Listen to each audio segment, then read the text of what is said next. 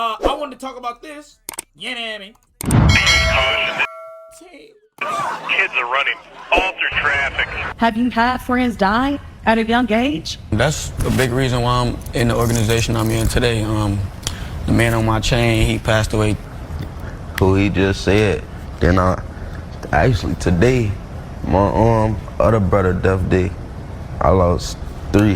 One of the friends Fabian Walker is talking about was shot and killed during a teen takeover in March of 2024. We got one male shot at this teen gathering, gonna be a male with a white hoodie. That day, nearly 500 teens gathered at Roosevelt and Canal after a social media post. For Fabian and Isaiah, that night changed everything. I used to go to him though, but that's the reason I stopped going. He and Isaiah Williams say they never went looking for trouble. They went to hang out with friends until they started losing them. People that temperamental. I ain't gonna lie. Off of the look, somebody will pull out a gun. Not off of a look, but it's just like off of your demeanor. A city where teens actually take responsibility for making their community a safer place. Now they're part of Good Kids Match City, the nonprofit group behind the Peace Book, a youth-led violence prevention plan first introduced in 2022 that trains young people to de-escalate conflicts before they turn violent. Peace Book is the solution.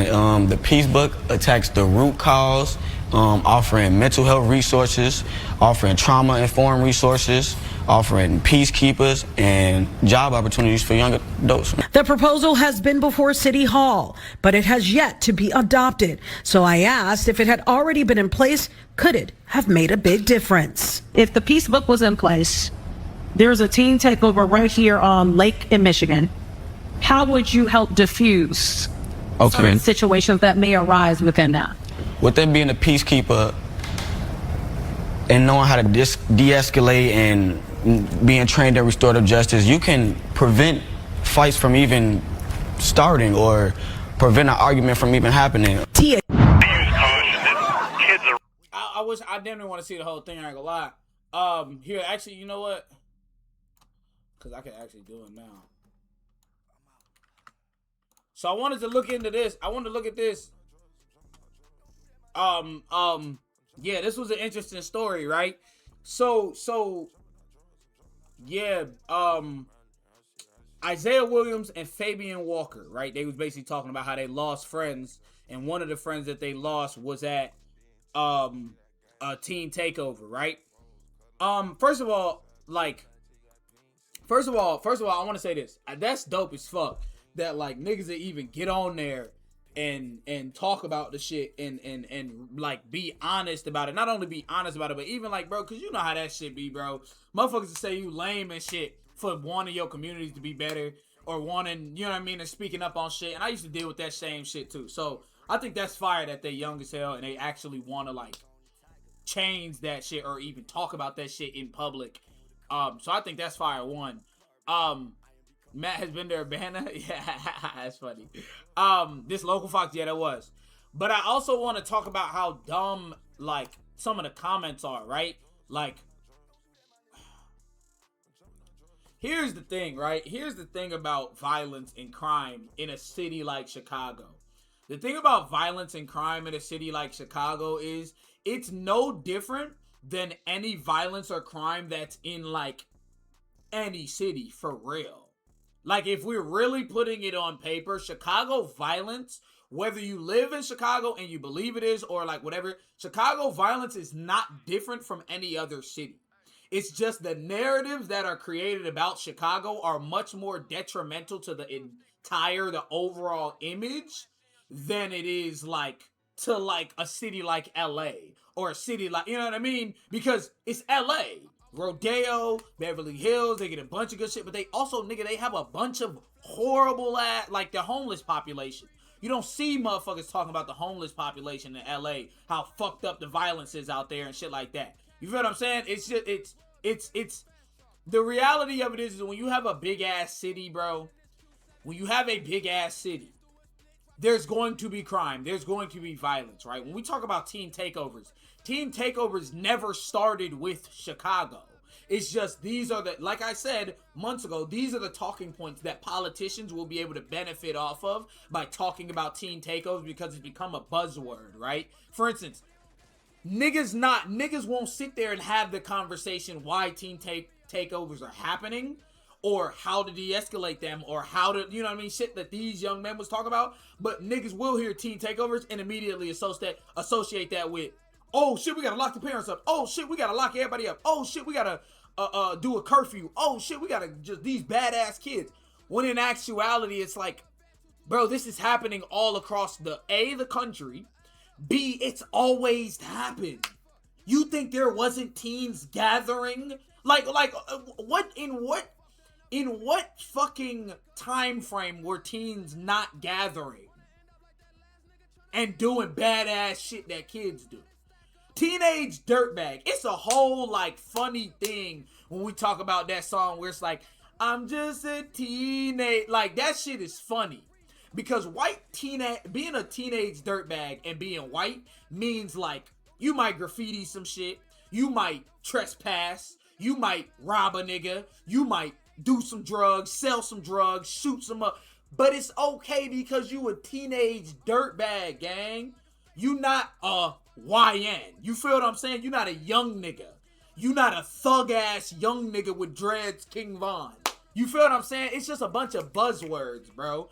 I like it makes me so mad when people don't have these conversations as honest as some of these people. Like, these kids will sit there and have an honest conversation with you, but the adults not gonna have an honest conversation with you. And I think that shit is so pussy, considering you niggas have so much more of a reason to be honest with everybody. You got the schooling, you got the security, you got the mindset, you got the experience. Like, you have so many more reasons to have actual true conversations about the things that are not only happening in Chicago, but also the ways on how to fix them. But you look for 15, 16, and 17-year-olds to do the heavy lifting for you. And if they can't do the heavy lifting, which a lot of times they can't by themselves, then you just let it go by the wind or let it become a political talking point. That shit's so fucking lame to me. I literally said, too, I literally said that, like, they are going to make teen takeovers the political talking point in this next upcoming election, with the 2027 mayoral election in Chicago. That's going to be the whole thing. They're going to say Brandon Johnson didn't take care of people, or didn't take care of the teen takeovers. And that's going to be the whole talking point and the whole thing. As if any mayor will ever be able to stop teen takeovers. I mean, yeah, you can stop them. You're just gonna have a bunch of kids in jail, a bunch of cops probably gonna fucking die, a bunch of fights, a bunch of shootings, a bunch, like, that shit, bro. You niggas will sit there and just not, you just don't be wanting to be real, bro. Acting like millennials didn't start teen takeovers, but even millennials didn't start teen takeovers. Like, what the fuck are we talking about? Bro, these niggas back in the day was putting niggas on sticks. Yo, like, can we be honest? Where did mobbing come from? When we talk about Chicago mobs, what's the name that come to your head when we talk about Chicago mobs? You feel what I'm saying? I'm talking about specifically the car takeovers. Sure, maybe specifically the car takeovers. But when we talk about mobbing and doing badass shit, thank you, Al Capone. Thank you. And you don't hear about Al Capone in the same light as you hear about Larry Hoover. Why is that? They both was gangsters. If anything, Al Capone was whoa. You feel me? You don't hear about that shit. You don't hear about Capone in the same way they talk about, like, you know what I mean? You know what I mean? And it's reasons for it, though, bro. It's reasons for it, bro. Because, bro, there's no, you can't this is the thing. You can romanticize, like the bad shit when it comes to black people, right? But to romanticize shit like that, you need to first, humanize them, right? For instance, let's talk about someone like Chief Keef. Chief Keef and what they was doing back in like early Chicago, right? is like super romanticized like across the board, not only by just hip hop fans and like people who like drill or music in general, but like even by just Chicagoans and like, you know what I mean? It's pretty much like it's romanticized, right? Even though motherfuckers know the real, right? Especially if you live in Chicago, you know the real, right? But the thing about the only way that was possible is because they humanized Chief Keef. They understood that, okay, we got to move you out the hood. We got to put you on these interviews. We got to make you seem like, you know what I mean? They humanized him enough to give him enough. They humanized him enough to give him a fighting chance. Give him, now that the nigga super successful, was able to drop out of high school, all type shit. You know what I mean? Even in that regard, like, that's humanizing this person, right? There are people that to this day will pull out the welcome wagon for this nigga Chief Keef. You feel what I'm saying? And the reason why I bring that up is because it can happen. It just depends on who you're doing it to. But they're never gonna humanize the teens that are doing the shit that they're doing right now. They'll never make it seem like there's a reason. Even the way niggas talk about Chief Keef, they'll say, oh, you know, he's just a product of his environment. That is 100% true. Why don't we allow that exact same thing to the young kids that are doing the team takeovers? Well, the reason being is because, whoa, they badass kids and they need to go to school. And how are they not a product of their environment? It's just they ain't got money, they don't got clout, they don't got the music, they don't got the city on their back.